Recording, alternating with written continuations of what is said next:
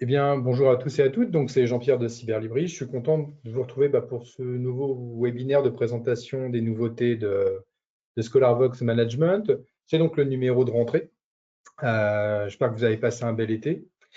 L'idée de cette séance est de refaire un petit tour d'horizon sur les mises à jour qui ont été faites sur ScholarVox Management depuis le début de l'été, hein, faire une petite rétrospective sur les derniers mois, parce qu'on ne nous étions pas parlé depuis le 31 mai.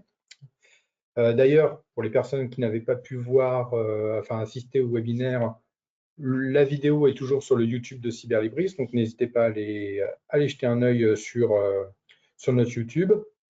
Je peux aussi vous annoncer la date de la prochaine séance qui interviendra dans un tout petit peu moins de 2 mois. Ce sera le vendredi 15 novembre à 11 heures.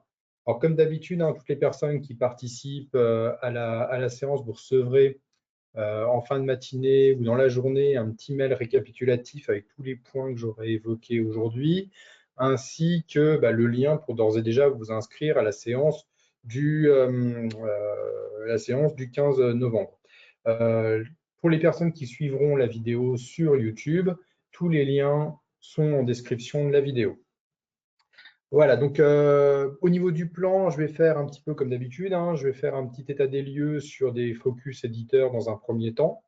Donc, il y a 2 éditeurs sur lesquels on a eu des importantes mises à jour et sur lesquels il va falloir faire un petit point pour vous expliquer le fonctionnement qu'on a avec eux. Et puis après, d'autres focus éditeurs davantage dans le tout venant. Et puis la deuxième partie sera, elle, consacrée aux thématiques, hein, comme d'habitude, avec un focus en économie, en gestion finance, en management ressources humaines, marketing communication, stratégie d'entreprise et culture générale. Voilà un petit peu le schéma de la séance. Donc, je vais commencer. Alors, je vais couper ma caméra comme d'habitude, hein, pour démarrer le webinaire. Voilà, donc on va commencer par l'éditeur sur lequel il était intéressant de faire un focus aujourd'hui, parce que ce sont les éditions Vuibert. Alors, les éditions Vuibert, on a accueilli plus de 120 titres en mise à jour là, ces derniers mois, ces dernières semaines, pour être tout à fait honnête. Euh, on travaillait évidemment avec les éditions de Vuibert depuis très longtemps, mais il n'y avait plus forcément de mise à jour qui était faite depuis un petit bout de temps. Donc, on a retravaillé ça avec l'éditeur. On est parti sur une nouvelle base avec eux. Il y a juste un point important qu'il faut évoquer, c'est que les ouvrages les plus récents que vous retrouverez dans les mises à jour datent de 2023. En effet, l'éditeur impose un embargo d'une dizaine de mois entre la parution papier et l'arrivée en ligne des ouvrages. Mais en tout cas, on a maintenant davantage de titres qui sont mis en ligne. Alors, parmi les titres qu'on a accueillis dernièrement, vous pouvez retenir la gestion financière de l'entreprise pas à pas. Il doit y avoir Management international et valeurs qui est là, qui apparaît ici. Il doit y avoir comprendre le contrôle de gestion, mais il doit être un petit peu plus bas, un petit peu plus bas dans la liste. Alors, comprendre l'analyse financière, il y a cette collection aussi, hein, qui est disponible. La transformation positive des marques aussi, qu'on a accueilli. Alors, il y a pas mal de choses aussi dans la collection Pro vous voyez, Pro en agilité, des collections auxquelles on n'accédait pas avant, qui sont disponibles d'ores et déjà maintenant. La comptabilité pas à pas, ressources humaines, la 18e édition de Jean-Marie Peretti. Donc, on a accueilli de nombreux titres, de nouvelles collections auxquelles on n'accédait pas. Donc, elles sont disponibles maintenant. De toute manière, je vous enverrai le lien général du catalogue de l'éditeur dans le petit mail récapitulatif que je vous enverrai dans la journée. Donc ça, c'était pour les éditions Vuibert. Donc il y a beaucoup de choses à aller voir dedans, évidemment, parce qu'on avait, entre guillemets, pas mal de retard à rattraper avec l'éditeur. Alors, sur le même fonctionnement, eh bien, on a les éditions de Book qui ont remis en scène des ouvrages avec nous, chose qui n'avait pas été faite pareil depuis plusieurs années. Donc ça, c'est aussi la bonne nouvelle qu'on voulait vous annoncer pour cette rentrée. On est sur un fonctionnement comme Vuibert avec un embargo de 10 mois entre sortie papier et mise en ligne. Néanmoins, il y a des ouvrages super intéressants qui ont été mis en ligne. Alors, des ouvrages qui sont publiés entre 2015 et 2023. Il y a Comprendre la monnaie, par exemple, qui est là, qui est vraiment très bien. Le marketing aujourd'hui, d'ailleurs, qui est juste à côté, dont je voulais vous parler. Il y a Algocratie aussi, allons-nous donner le pouvoir aux algorithmes, qui est vraiment excellent. Il y a autrement il y a le marketing international du sport, il doit être un petit peu plus bas. Il est là, il est ici, qui est intéressant. Stratégie et business model à l'ère digitale également. Et Déclin et chute du néolibéralisme, qui est un super essai aussi qui est disponible. Et puis des choses un peu plus de culture générale, vous voyez, climat, 30 mots pour comprendre et agir, qui va nous être fourni également. Donc, même chose, hein, c'est ce que je vous disais tout à l'heure avec Vuibert. On est sur l'arrivée massive de nouveaux titres, il y en a plus de 120. Même chose que Vuibert, c'est 120 titres supplémentaires qui ont été ajoutés, publiés entre 2015 et 2023. Et qu'il faut retenir, qui est important, c'est l'embargo de 10 mois, évidemment, pour les mises à jour. Mais les ouvrages finissent par arriver en ligne, en tout cas. Donc, n'hésitez pas à consulter le lien, pareil, que je vous enverrai. Il y a vraiment des choses super intéressantes dans ces mises à jour de Debox qui étaient attendues, j'imagine.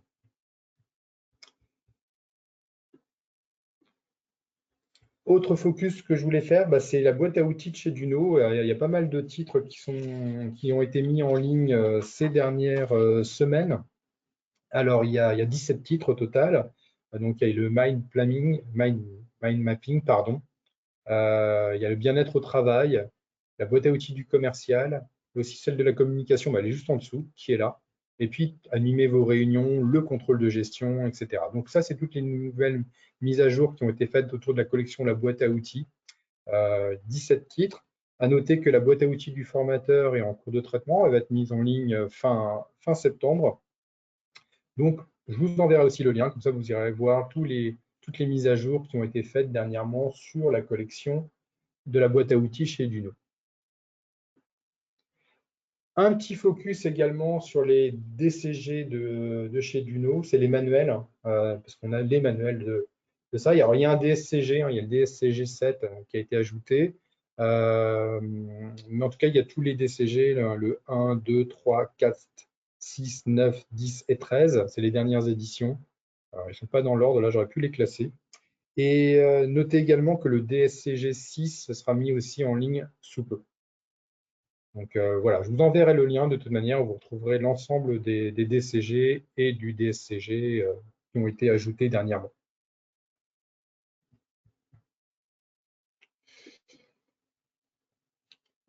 Petit focus également sur une mise à jour de Columbia University Press. C'est 20 titres qui nous ont été proposés par l'éditeur avec une belle sélection d'ouvrages. Des ouvrages tous de 2024, donc des ouvrages récents qui ont été envoyés, qu'on a mis en ligne là, pendant l'été. Il y a Podcast Journalism qui est vraiment très bien. C'est un super bouquin. Democracy and Education également, qui est vraiment bien fait. J'avais noté ici Corporate Innovator également. Et puis, il y en avait 2-3 autres que j'avais retenus. Il y avait Winning with Data Science, qui était pas mal. Democracy in Default aussi. Et je crois qu'il y en avait un autre que j'avais repéré. C'est Zéro Carbon Industry. Voilà, il est là. Donc, c'est que des ouvrages récents publiés chez Columbia. C'est une sélection qui nous a été faite par l'éditeur. Elle est très bien. Moi, je la trouve excellente. Donc, n'hésitez pas à aller la consulter. Je pense qu'il y aura des ouvrages qui pourront intéresser les étudiants d'un point de vue dire sciences politiques et puis même au niveau du business également. Donc, je vous recommande évidemment d'aller consulter ma petite sélection sur les ouvrages de Columbia University Press. On va passer maintenant aux thématiques. Et comme d'habitude, je vais commencer par l'économie. J'ai fait un petit focus de 6 titres en économie. Ils sont présents ici. Et le premier que je vais récupérer, c'est celui-ci, c'est le crowdfunding, qui, à la frontière de la finance, évidemment, fait bouger l'économie positivement. Pardon. C'est de Florence Maupeou et de Bertrand Desportes. Bertrand Desportes, lui, il est partenaire chez Forcis Mazeas. Et Florence Maupeou, elle est directrice générale du financement participatif France. Donc l'ouvrage revient sur l'explication sur quel est le crowdfunding, évidemment, que c'est un outil d'épargne à la base ouvert davantage aux particuliers, mais pas seulement. Donc qu'est-ce que le crowdfunding? Quelle est sa mécanique économique? Ses différentes formes? son cadre juridique et fiscal en France, et puis comment on aborde également une campagne de crowdfunding et quels sont les succès de campagnes de crowdfunding et de crowdfunding qui ont marché, et l'avenir aussi de ce moyen de financement. Donc, c'est un ouvrage qui va être, je dirais, la confluence des genres. Il y a beaucoup d'économie dedans, c'est pour ça que je l'ai mis dans cette catégorie-là. Beaucoup de finances, et puis également un peu de marketing, parce que comment on construit sa campagne de crowdfunding, bah, tout est expliqué dedans. Donc, on est sur une sorte d'ouvrage un peu crossover qui est vraiment très bien fait, qui est publié chez Gualino. Il y a de plus en plus de littérature hein, sur le financement participatif qui sont proposés, hein, en plus de littérature là-dessus. Donc ça, c'est un des ouvrages qui est publié chez Gualino qui est très bien. Autre titre que j'ai retenu, qui m'a semblé intéressant, c'est publié chez EMS. C'est La castocratie mondiale, du capitalisme à la castocratie. C'est de Alain Cotta. C'est dans la collection des grands auteurs francophones. Alors, Alain Cotta, il est économiste, mais c'est aussi un ancien prof à Paris-Dauphine. Et l'ouvrage fait un état des lieux sur qu'est-ce que la castocratie, évidemment. Donc, souvent plus influente que les chefs d'État, l'âge d'or de l'information a donné naissance à toute une génération de chefs de grandes entreprises qui sont devenus ultra influents. Eh bien, quelles conséquences de cette hégémonie de grands chefs d'entreprise dans le capitalisme?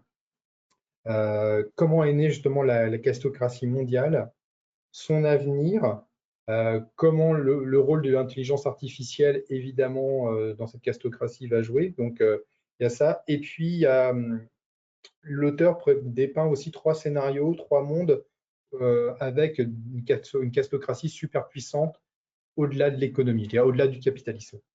Donc, c'est un ouvrage qui est super intéressant, qui est bien fait, et qui nous apprend pas mal de choses. Je pense qu'il pourrait intéresser certains étudiants qui travaillent sur le concept de post-capitalisme, je dirais. Alors, sur la partie économie, hein, retenez le crowdfunding, et puis la castocratie mondiale également, et puis les autres ouvrages que j'ai retenus, hein, que vous retrouverez dans le lien que je vous communiquerai. Je vais passer maintenant à la partie gestion finance. Même chose, hein, si j'ai retenu 6 titres, et ceux que j'ai retenus, ils sont en bas. Alors, tout d'abord, il y a la comptabilité des coûts, publié chez Géresso, de Jean Tanous, dans la collection des guides pratiques. Jean Tanous, c'est un ancien professeur de gestion et il est également aussi auteur d'ouvrages sur la finance d'entreprise. L'ouvrage comprend des exercices et leurs corrigés, et il présente également toutes les notions liées à l'économie des coûts, donc les catégorisations des charges, les valorisations des stocks, les répartitions des charges indirectes, les outils de pilotage à travers les écarts, et tous les grands exemples que je vous ai donnés sont répartis dans 8 grands chapitres. Donc c'est un ouvrage qui va être intéressant, j'imagine, pour des étudiants qui travaillent sur les comptabilités de coûts et en gestion finance.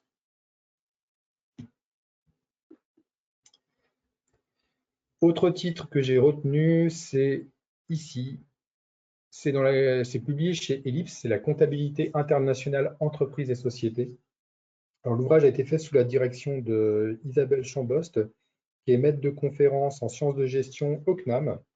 C'est un manuel pour les étudiants qui explique toutes les normes comptables internationales à travers 15 études de cas, construites autour d'une problématique alliant technique et enjeux économiques et sociaux.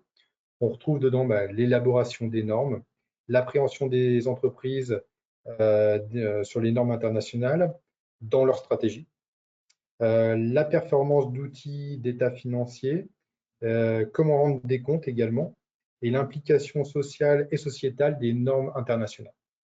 Donc, on est sur un manuel qui va être, j'imagine, super important pour comprendre la comptabilité internationale. Donc, sur la partie gestion finance, parmi les 6 titres retenus, hein, retenez comptabilité des coûts chez Géresso, et puis comptabilité internationale, entreprise et société aux éditions Ellipse.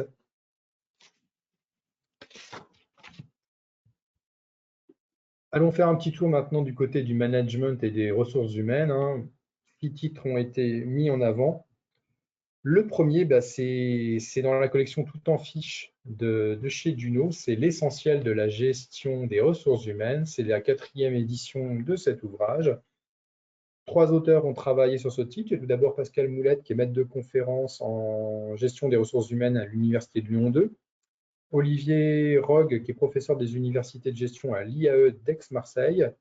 Et Luc Thironneau, qui est professeur en droit social à l'IAE d'Aix-Marseille également. Donc, dans cet ouvrage, on retrouve 39 concepts sous forme de fiches synthétiques et claires, articulés autour de 8 axes de la gestion des ressources humaines.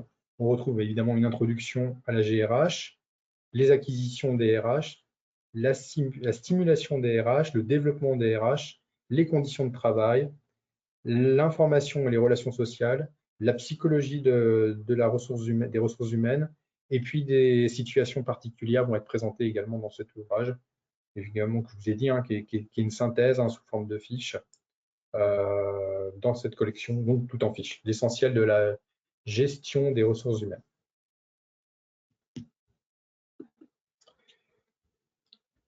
Autre titre que j'ai retenu, qui est à peu près le même titre, c'est la gestion des ressources humaines dans la collection Les Zooms de chez Gualino. C'est de Chloé Guyot-Soulez. C'est la 17e édition déjà pour cet ouvrage, donc c'est un classique. Donc Chloé Guyot-Soulez est professeure des universités à l'IAE de Lyon en sciences de gestion. C'est un ouvrage présentant les dimensions stratégiques ainsi qu'opérationnelles de la fonction GRH. On retrouve dedans qu'est-ce que la GRH, le recrutement, la gestion de carrière, l'évaluation, la formation, la gestion prévisionnelle des entreprises et des compétences, la rémunération et le temps de travail et la santé dedans, la santé des employés.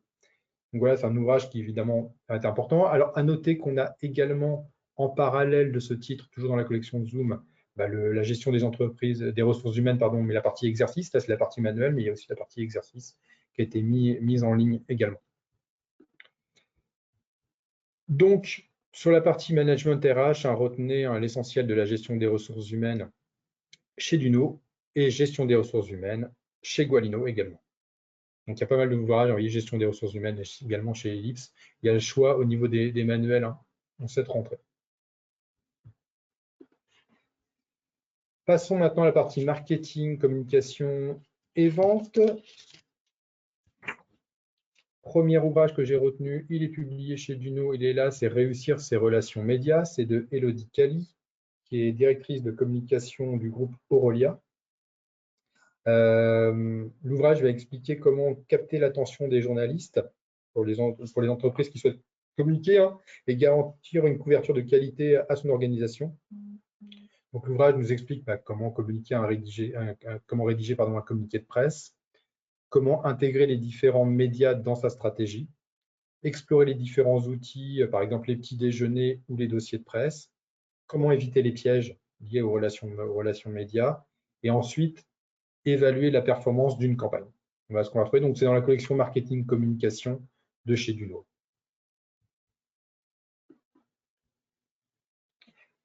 Autre titre que j'ai retenu, il est publié chez Ellipse, c'est tout simplement Marketing.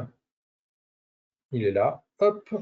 C'est un ouvrage qui est sous la direction de Bertrand Belvaux, qui est professeur de marketing à l'Université de Bourgogne, Jean-François Notbéard, qui est professeur de stratégie à l'IAE de Bourgogne également, et Christiane Boulard-Bourgeois, qui est professeur également à l'IAE de Bourgogne.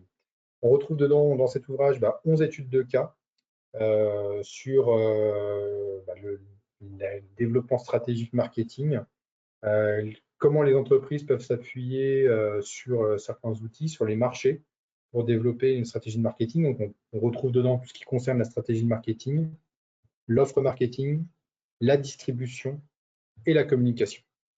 Donc, c'est un manuel qui va être évidemment important pour des étudiants en marketing. Alors, sur la partie marketing, communication, retenez Réussir ses relations médias chez Duno et marketing, tout simplement, là, chez Ellipse.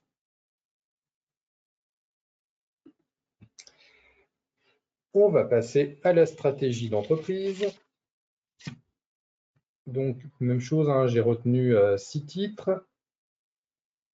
Et celui sur lequel je vais m'attarder, c'est le business plan, les clés du business plan chez Ellipse. C'est de Sébastien Ristori, qui est professeur de finance d'entreprise à l'Université de Corse.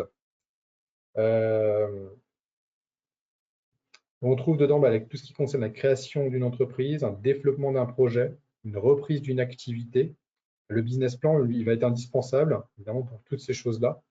L'ouvrage est structuré en 49 clés et les éléments méthodologiques à la réalisation d'un business plan. On retrouve dedans le plan d'un business plan, les informations essentielles pour les investisseurs, la stratégie marketing et commerciale, la planification financière prévisionnelle et aussi toutes les étapes après le BP. Donc c'est la deuxième édition de cet ouvrage, qui est un manuel évidemment qui va être intéressant, important pour constituer un business plan. Autre ouvrage que j'ai retenu, qui est publié chez Gereso, c'est Stratégie digitale pour captiver les internautes, rédaction web, réseaux sociaux, vente en ligne, jouer sur les émotions. C'est de Samuel Bielka chez Gereso, qui est community manager chargé de communication en communication web. Et l'auteur fait un constat assez amer au début de ses ouvrages. Il se rend compte que les internautes ne savent pas lire les informations qui sont en ligne, ne percutent pas. Donc, tout ce qui apparaît en ligne, les choses ne sont pas vues ou mal vues. Donc, après ce constat, il s'est dit il faut finalement, je dirais, jouer avec les émotions de l'internaute et capter son attention comme on capterait l'attention d'un enfant. Et donc, il y a toute une méthodologie stratégique qui est expliquée là-dessus. Donc, comment prévoir sa stratégie via Internet par le biais des émotions. Donc, comment on joue avec les émotions et comment on utilise aussi les biais cognitifs. Donc, il y a plein de petites pistes dedans pour adapter une stratégie sur Internet différente de celle que l'on fait tous les jours. Donc, sur stratégie d'entreprise, retenez les clés du business plan chez Ellipse et également stratégie digitale pour captiver les internautes chez Gereso. Et il y a les autres ouvrages que j'ai mis dans ma petite sélection que vous retrouverez dans le lien. Alors, je vais terminer sur la partie culture générale. 6 titres sont présents. Et le premier sur lequel je vais m'attarder, c'est un petit essai qui est vraiment excellent, qui s'appelle Hydrogène Mania. Enquête sur le totem de la croissance verte, c'est de Aline Nipper, c'est publié au Passager clandestin.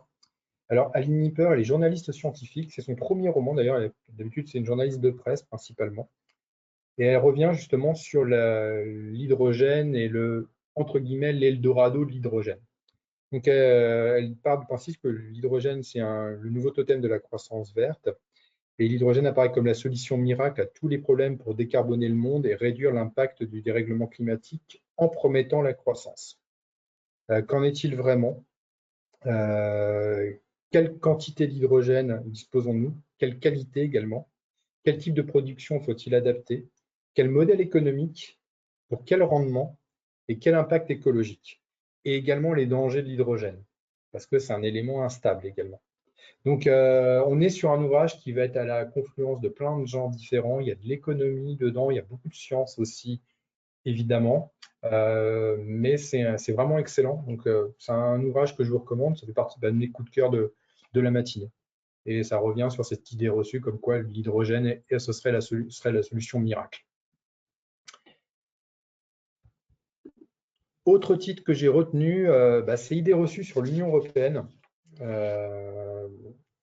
de Martial Libera, qui est professeur d'histoire contemporaine à l'Université de Strasbourg, et Sylvain Schirman, qui est professeur de sciences politiques également à l'Université de Strasbourg. Donc, c'est dans la collection des idées reçues au Cavalier Bleu. J'en parle très souvent de cette collection.